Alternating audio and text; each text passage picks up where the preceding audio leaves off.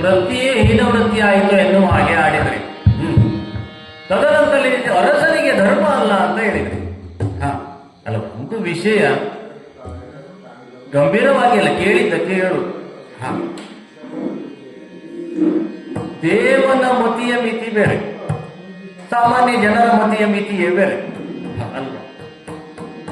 ಮಾತ್ರ ದೇಶದ ಅಧಿಪತಿಯಾಗಿ ಅವನ ಮತಿಯ ಮಿತಿಯಲ್ಲಿ ನಾನು ಯೋಚನೆ ಮಾಡಿದ್ದೆ. ಸಾಮ್ರಾಜ್ಯದಿಂದ ಹೊರಗೆ ಇಲ್ಲಿ ಆರಂಭಿಸುವ ವೇಳೆಗೆ ನಿರೀಕ್ಷೆ ಇದ್ದದ್ದು ಬೇರೆ. ನಿನಗೂ ಗೊತ್ತಿದೆ, ಕೇಳಿಬಾರ. ದಾರಿಯಲ್ಲಿ ನಡೆದಂತ ಕೆಲವು ಪ್ರಮಾದಗಳಿಂದ ಅನಿರೀಕ್ಷಿತವಾಗಿ ಈ ಒಂದು ಸೇನೆಯನ್ನು ಪಕ್ಷವನ್ನು ಸೇರಿಕೊಳ್ಳುವಂತ ಪರಿಸ್ಥಿತಿ ಪ್ರಾಪ್ತವಾಯಿತು ಅಲ್ಲ.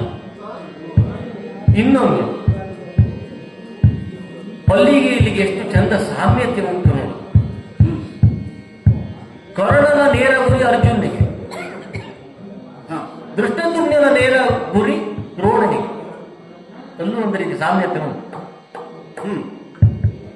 ಈಗ ದೃಷ್ಟದ್ಯುಮ್ನ ಸೇನಾಧಿಪತಿ ಆಗಿದ್ದಕ್ಕೆ ಅರ್ಜುನನ ಬೆಲೆಯನ್ನು ಕಡಿಮೆ ಆಗುವುದಿಲ್ಲ. ಸೇನಾಪತಿಯ ವಿಚಾರವೇನು ಸರಿ. ಒಂದು. ಎರಡನೇದಾಗಿ ನಾನು ಸೇರಿರುವ ಪಕ್ಷ ಈ ಮಾತ್ರ ದೇಶದ ಪೀಠಾಧಿಪತಿಯಾಗಿ ಆ ಪೀಠದ ಮುಂದೆ ಇದು ಯಾವ ಲೆಕ್ಕ ಅಲ್ಲ. ನನಗೆ ಯಾವೊಂದು ಅಧಿಕಾರದ ಮೋಹವೂ ಇಲ್ಲ.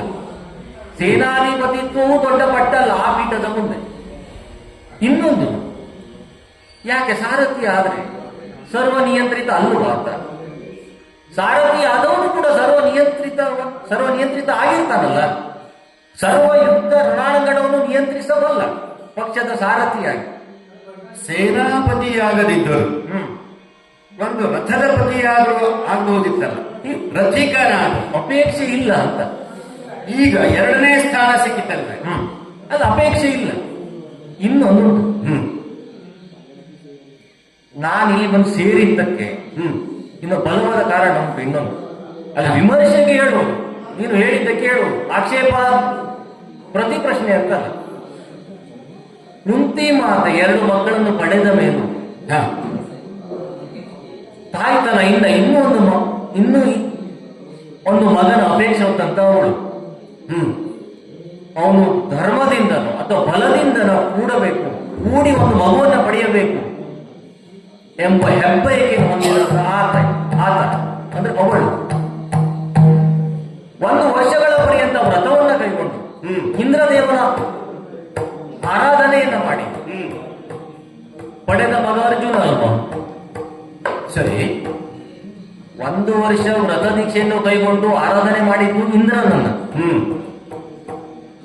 ಕರ್ಣನು ಅರಿಕೆಯನ್ನು ಕೊಡುವಂತಹ ಸಂದರ್ಭದಲ್ಲಿ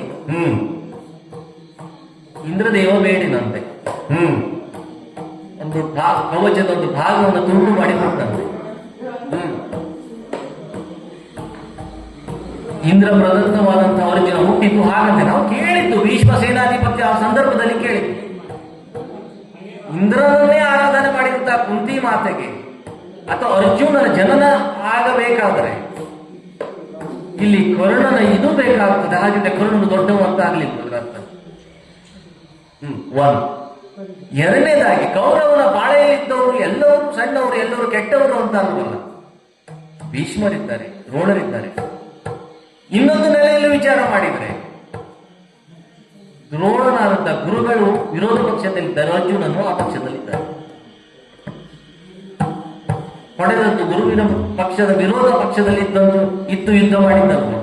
ಭದ್ರಭೂಮಿ ಸಮಸ್ತ ಸಾಮ್ರಾಜ್ಯದ ಅಧಿಪತಿ ಕೌರವ.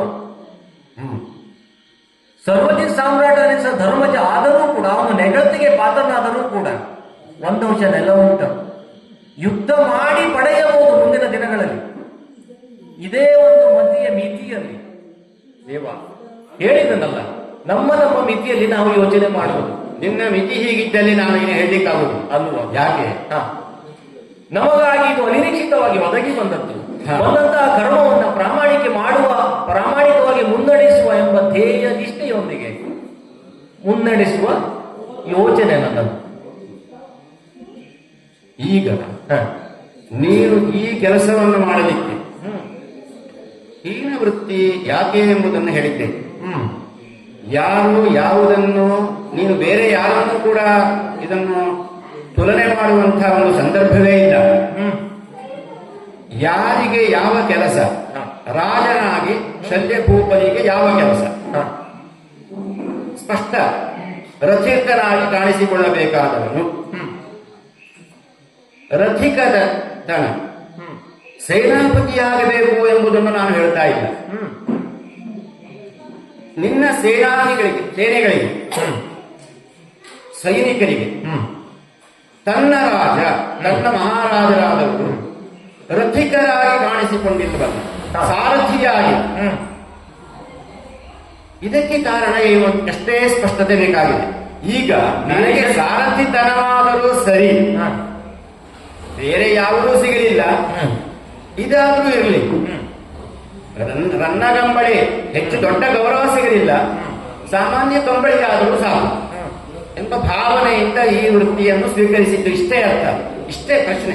ಹೀಗಾಗಿ ಮಹಾರಾಜರಾದವರಿಗೆ ಸಲ್ಲಬೇಕಾದಂತಹ ಗೌರವನಿಂದ ಸಿಕ್ಕಲಿಲ್ಲವಾದ್ದರಿಂದ ಇದಂತೂ ನನಗೆ ಕನಸೇ ಸರಿ, ಕರ್ತವ್ಯ ಸಿಗುವ ಈ ಕೆಲಸವನ್ನಾದರೂ ಮಾಡೋಣ ಎಂಬ ಭಾವನೆಯೇ ಎಂಬುದಾಗಿ ಇಲ್ಲಿ ಸ್ಪಷ್ಟಪಡಿಸಬೇಕಾಗಿದೆ. ಅಥವಾ ಇದರ ಹಿಂದೆ ಏನಾದರೂ ಇದೆಯೇ? ಅಲ್ಲ, ಇನ್ನೂ ಒಂದು ಮಾಡೋಣ.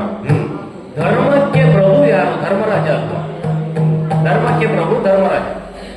ನಾನು ಇಲ್ಲಿ ಕುಳಿತಿರುವಂತಹ ಈ ತಾಣ ಧರ್ಮಕ್ಕೆ ಚ್ಯುತಿ ಬರುತ್ತದೆ ಧರ್ಮರಾಜ ಹೇಳಿದರೆ ನಾನು ಕೆಳಗೆ ಇಳಿತೇನೆ. ಧರ್ಮರಾಜ ಒಂದೇ ಯಾಕೆ ಕೃಷ್ಣ ಇಷ್ಟೊಂದು ವಿಚಾರ? ನಿನಗೂ ವಯಸ್ಸಾಯ್ತು, ಒಂದು 70 ವರ್ಷ ದಾಟಿರ್ಬಹುದು, ನನಗೂ ವಯಸ್ಸಾಯ್ತು, ನಮ್ಮ ಕರ್ತವ್ಯ ಮಾಡ್ತಾ ಮುಂದೆ ಸಾಗೋಣ, ಯಾಕೆ ವಿಚಾರ? ಇದು ಪ್ರಾರ್ಥನೆ ಅಲ್ವೋ? ಈಗ ಧರ್ಮರಾಜನ ನೆಲೆಗಟ್ಟಿನಲ್ಲಿ ಅವನ ಜಯವನ್ನು ಧರ್ಮಕ್ಕೆ ಜಯ ಎಂಬುದನ್ನು ನಿಮ್ಮ ಅಭಿಪ್ರಾಯ ಒಂದು ಸಮರ್ಥಿಸ್ತದೆ ಅಂತ. ಕೆಲವು ಸಂದರ್ಭದಲ್ಲಿ ಇಷ್ಟು ಸಿಕ್ಕಿದ್ರೆ ಸಾಕು ನಮಗೆ. ದೊಡ್ಡವರ ಆಡಳಿತ ಆದರ್ಶ ನಮಗೆ ನೀತಿ ಆಗ್ತದೆ, ಅದನ್ನೇ ನಾನು ಹಿಂಬಾಲಿಸಿ ಬಂದದ್ದು. ನನಗೆ ಇದು ವಿಶೇಷ ವ್ಯತ್ಯಾಸ ಅಂತ ಅನಿಸುವುದಿಲ್ಲ. ನಮ್ಮ ಮಧ್ಯ ಮಿತಿಯಲ್ಲಿ ಯೋಚಿಸ್ತಾರೆ, ಹಾಗೆ ನಮ್ಮ ಕರ್ತವ್ಯ ಮಾಡುತ್ತಾ ಮುಂದೆ ಸಾಗೋಣ. ಈ ದೇವನಾಗಿ ನಿನಗೆ ಸಂಕಟ ಬಂತು ನಾ ಇಲ್ಲಿ ಸ್ಥಳದಲ್ಲಿ ಕುಳಿತಿರೋದ್ರಿಂದ. ಧರ್ಮಕ್ಕೆ ಜಯವಾಗಲಿ ಎಂಬ ಭಾವನೆ ಇದೆ ಅಂತ ಮಾತ್ರಕ್ಕಿಂದಾಗ ನಮಗೆ ಸಂಕಟವೇನೂ ಇಲ್ಲ.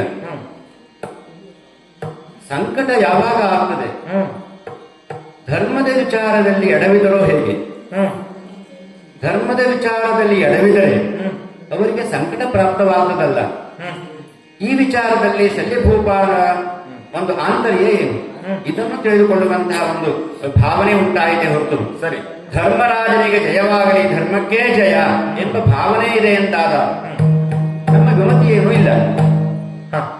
ಅಲ್ಲ, ಗೋಪರ ಕುಲದೈವನಾಗಿ ಇಷ್ಟು ಹೊಲಕಪ್ಪ ನನ್ನ ಮೇಲಿದ್ದದಕ್ಕೆ ನನಗೆ ಅಭಿಮಾನ ಉಂಟು, ನಿನ್ ಮೇಲೆ ಇಲ್ಲ ಅಂತಲ್ಲ. ಮೊದಲಿಂದಲೂ ಅಭಿಮಾನಿಗಳೇ ನೀವೆಲ್ಲ ಅಲ್ವೋ? ನಾವು ಅಷ್ಟೇ, ಪಾಂಡವರ ಸಂಬಂಧಿಕರಲ್ವೇ?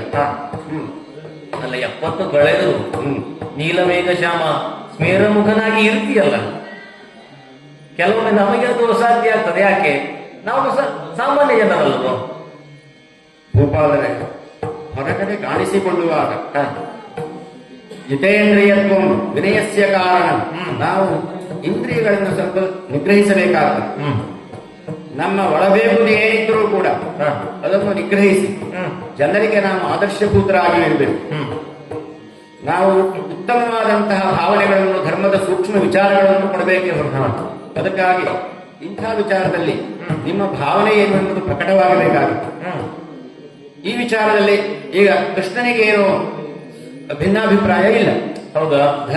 ಧರ್ಮಜನ ಪಕ್ಷಪಾತಿಯಾಗಿ ಆಂತರ್ಯದಲ್ಲಿ ಒಂದು ನಿಬಂಧನೆಗೆ ಒಳಪಟ್ಟು ಬಂದಿದ್ದೀರಾ ಎಂಬುದಾದರೆ ಸಂತೋಷ. ಕೌರವನ ಪಕ್ಷಪಾತಿಯಾಗಿ ಕಾಣಿಸಿಕೊಂಡಿದ್ದು ಧರ್ಮಕ್ಕೆ ಜಯವಾಗಲಿ ಎಂಬ ಭಾವನೆಗೆ ಒಳಪಟ್ಟು ಅಂತ ಆದರೆ ಆ ಒಂದು ಷರತ್ತು ಇದೆ. ಅಲ್ಲ, ಪಿಡಿದಶಕವನ್ನು ನಡೆಸುವ ಕ್ರಮ ಗೊತ್ತುಂಟು. ಈಗ ಅಗ್ನಿದಂತವಾಗಿ ಕೊಟ್ಟಂತಹ ರಥ ಅಶ್ವ ಅಲ್ವಾ, ದಾಟಿಯೂ ಅಲ್ವಾ? ಆ ರಥ ನಿನಗೆ ಗೊತ್ತುಂಟು. ಈ ಅಶ್ವವನ್ನು ಹಿಂದೆ ತಗೊಳ್ಳುವುದು ಹೇಗೆ ಅಂತ ನಿನಗೆ ಗೊತ್ತುಂಟು ಕೃಷ್ಣ. ಚಮ್ಮಣ್ಣಿಗೆ ಹಿಡಿದು ಅವರವರ ಸಾಮರ್ಥ್ಯ ಅವರಿಗೆ, ನಿನ್ನ ಸಾಮರ್ಥ್ಯದ ಆ ಒಂದು ನೆಲೆಯನ್ನು ಹೋಲಿಸಿಕೊಳ್ಳುವುದಲ್ಲ.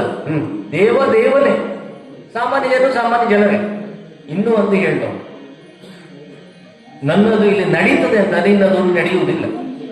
ನಿನ್ನದು ನಡೆಯಬೇಕಾದರೆ ನನ್ನದು ನಡೆಯದ ಹಾಗೆ ಮಾಡುವ ಕರ್ತವ್ಯ ನಿನ್ನದು. ಇಷ್ಟು ಸಾಕು. ಈಗ ನಿನ್ನದು ಯಾಕೆ ಹೀಗೆ ನಡೀತಾ ಇದೆ ಎಂಬುದನ್ನು ನಾನು ತಿಳ್ಕೋಬೇಕಾಗಿದೆ.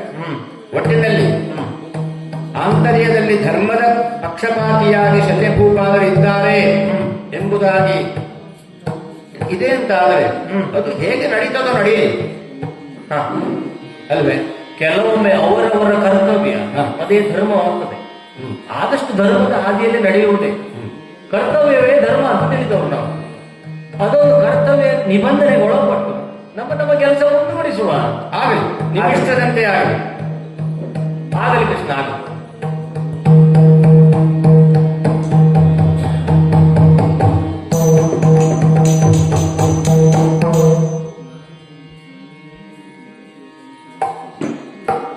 ಅಂತೂ ನಮ್ಮ ಸರದಿಗೆ ಬಂದಲ್ಲ